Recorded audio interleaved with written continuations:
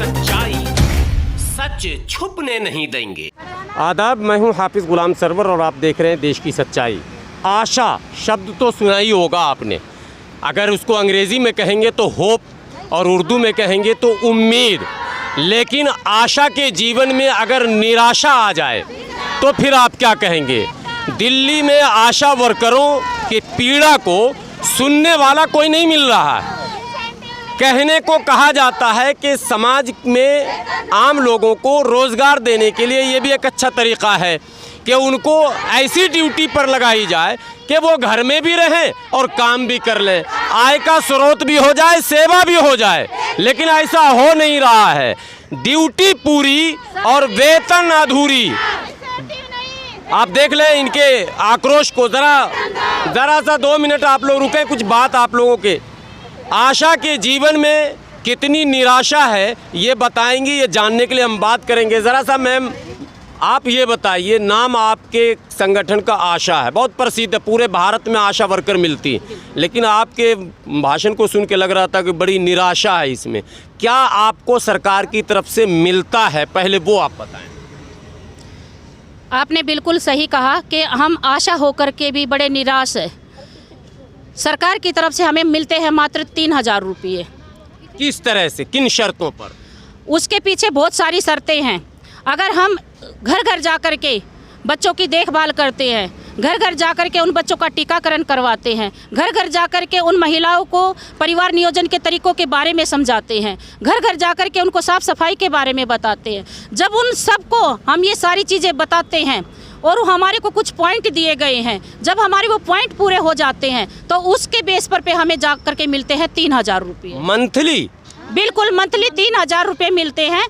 3000 रुपये सरकार ने हमें बांधे हैं कि जो हमारे को इंसेंटिव दिया गया है, अगर वो इंसेंटिव हमारा पूरा होता है, उसमें कुछ पॉइंट है, अगर वो पॉइंट पूरे होते हैं तो 3000 रुपये मिलेंगे। टारगेट पूरा करने पर एक महीने में 3000 रुपया पर डे, अगर उसको बांटा जाए तो 100 रुपये।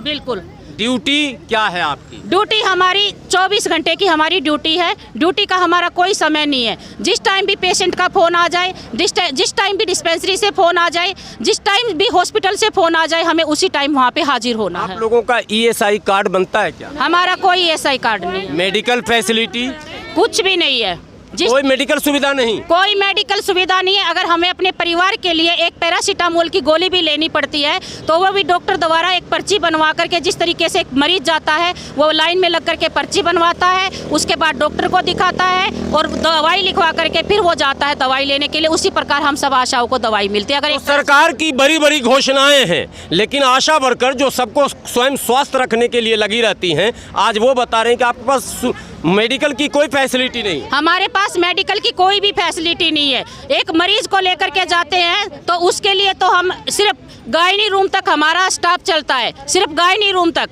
अगर हमें और किसी डिपार्टमेंट में जाना तो वहाँ भी हमारा स्टाफ नहीं चलता। कहने को कहा जाता कि आशा वर्कर को साथ लेके आओ, हम ये कोट और ये आई कार्ड लेकर के जाते हैं, मगर जब वहाँ पे जाते हैं तब भी वहाँ कह दिया जाता है आप किस लिए आए हो, आप बाहर जा करके खड़े हो जाओ। हमें ऐसे बाहर भगा दिया जाता है जैसे हमारी कोई वैल्यू ही नहीं। PF फैसिलिटी है क्या? कुछ भी नहीं है हमारी, कुछ भी नहीं है हमारा, कोई भी सुविधा नहीं है। आपने एक टारगेट बेस की बात की है, अगर वो टारगेट कंप्लीट नहीं होता है तो क्या 3000 पूरे कंप्लीट नहीं मिलेंगे? अगर जो हमने बताया, अगर हमारा टारगेट पूरा होता है तो हमें 3000 मिलेंगे। अगर वो टारगेट पूरा नहीं होता है किसी कारणवश तो हमें सिर्फ मात्र 500 रुपये मिलेंगे, मात्र 500 रुपये। आखिरी सवाल, आपको TA के नाम पर कुछ मिलता है, आने जाने के नाम पर यात्रा भत्ता? हमें कुछ भी नहीं मिलता है, किसी भी प्रकार का यात्रा भत्ता नहीं दिया जाता है हमारे को। कब से आप लोग इस आशा में सेवा दे रही है? मैं 2010 से दे रही हूँ जी सेवा। मेरा नाम राजबाला है और 2010 से इसमें आए हुए हैं।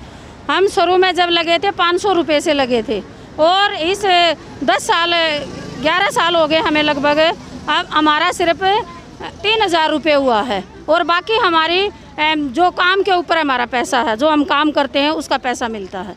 अगर वो काम हमारा नहीं मिला, हमारे पॉइंट पूरे नहीं हुए तो वो 3000 का भी 500 रुपये हो जाता है हमारा। बहुत सारी बहनें हैं जिनके नहीं पॉइंट पूरे होते, उनके 2-2 हज़ार के चेक बनते हैं जी। आपका अटेंडेंस कहाँ लगता है, हाजिरी कहाँ लगती है? हमारी हाजिरी नहीं लगती है सर। हमें एक 400 घर का एरिया दिया गया है जहाँ पर हम रहते हैं उस 400 घर के एरिए में जो घर होते हैं, जो पॉपुलेशन हमारी 2000 की होती है, चाहे बच्चा है, चाहे बुजुर्ग है, चाहे बड़ा है, चाहे कोई गर्भवती है, उनकी पूरे परिवार की देखभाल हमने करनी पड़ती है। 400 परिवारों की देखभाल हम करते हैं। चाहे उनको टीका लगवाना है, चाहे हमें उनका ANC का या गर्भवती का कार्ड बनवाना है, या बुजुर्ग हो गया उसका मोतियाबिंद का ऑपरेशन कराना है, या किसी का भी कुछ भी हो जाता है, वो मेडिकल की जो सुविधाएं होती हैं वो हमने उनको देनी पड़ती है। आपने कहा कि आपकी ड्यूटी हाजिरी कहीं नहीं लगती है। कौन लगाते हैं? हमारी ड्यूटी डिस्पेंसरी लेवल पे होती है। डिस्पेंसरी में हमारी ट्रेनिंग होती है और एक हमारी रिव्यू मीटिंग होती है हर महीने। उसमें हमें सिखाया जाता है कैसे काम करना होता है, और वही हमारी ड्यूटी लगा लो चाहे हाजिरी लगा लो, वही लगती है। ये जो समस्याएं हैं कब से आपके साथ है और कितनी बार आप इस तरह का प्रोटेस्ट कर चुके हैं सरकार के लिए? हम ये प्रोटेस्ट जो हमारा अब तीसरी बार है, और जब से हम लगे हैं यही हमारी समस्याएं हैं। जब हमें शुरू में भर्ती किया गया था इसके तहत सिर्फ यही कहा गया था कि आपने अपनी मर्जी से काम करना है, ऐसे ही जो है बच्चों को टीका लगवाने हैं, गर्भवती महिलाओं को। लेकिन उसके बाद काम इतना बढ़ता गया, चाहे सरकार का कोई भी प्रोग्राम आ जाता है, हम पोलियो का भी हम आपका एक बड़ा सवाल है कि आशा वर्करों का पूरी दिल्ली का कोई यूनियन है क्या? ये आशा यूनियन ही तो है। पूरी दिल्ली की यूनियन है ये जो आप जिसका प्रतिनिधित्व कर रही हैं? हाँ, दिल्ली, पूरी दिल्ली की आशाएं इसमें शामिल हैं। ये हर जगह जगह से 2-2, 3-3 आशा हमने बुलाई हैं। आपके पास ये आइडिया है कि पूरी दिल्ली में आशा वर्कर हैं कितनी? 6300 के लगभग आशाएं पूरी दिल्ली में हैं। आप लोगों को कभी बताया गया न्यूनतम दिहाड़ी कोर्ट ने तय कर रखी है, न्यूनतम दिहाड़ी भी अगर नहीं मिलता है तो सरकार अपराध कर रही है और आप लोग उसमें सहयोगी बन रहे हैं? क्या करें सर, हमारी मजबूरी है। हमें इतनी मुश्किल से घरों से इतना प्रेशर हमारे ऊपर काम का डाला जाता, हमें घर से निकलने में भी टाइम लगता है। अब जैसे हम आए हैं, हम हड़ताल करेंगे, धरना देंगे, हमने लेटर वगैरह दिए हैं। कई डिस्पेंसरियों की तरफ से भी हमारी बहनों के ऊपर प्रेशर आ रहा है कि तुम क्यों जा रहे हो हड़ताल पे, तुम्हारे पैसे काट लिए जाएंगे। जैसे हम यहाँ आज बैठे हैं तो ये इस महीने का हमें सैलरी नहीं मिलेगा, हमें कोई पैसा नहीं दिया जाएगा।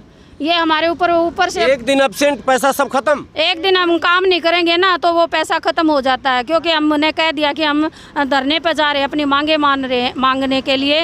वो पहले ही आ जाता है कि अब तो आपका पैसा नहीं दिया जाएगा। जरा सा आप आगे आइए, आप आगे आइए, बहुत देर से जो है आप भी आइए थोड़ा सा, अब और बातें कुछ होनी है। आप बच्चे को गोद में लेकर कब से आशा में काम कर रही हैं आप? सर मेरा नाम सविता है, मैं केवल पार्क डिस्पेंसरी से हूँ। मैं 2016 से आशा वर्कर में काम कर रही हूँ। जब हमें रखा गया था तब तो ये मांगे कुछ नहीं थी, अब तो बढ़ती जा रही है। काम भी बढ़ा दिया गया है, हमारे भी बच्चे होते हैं, घर में काम होता है, इसका हम पूरा टाइम बच्चों को भी नहीं दे पाते ना। हम अपने लगता है घर में इस काम के कारण कभी पति पत्नी में या बच्चों में कुछ तू मैं बहुत होती है सर, हर घर में होती होगी मेरे हिसाब से। तो मेरे में तो होती है 100%। बच्चों को छोड़ के जाती हूँ, कोई संभालने वाला नहीं होता, और ऊपर से टाइम भी फिक्स नहीं है, कभी रात में भी जाना पड़ता है। मेरा एक 10 साल का बेटा है, वो इसे संभालता है।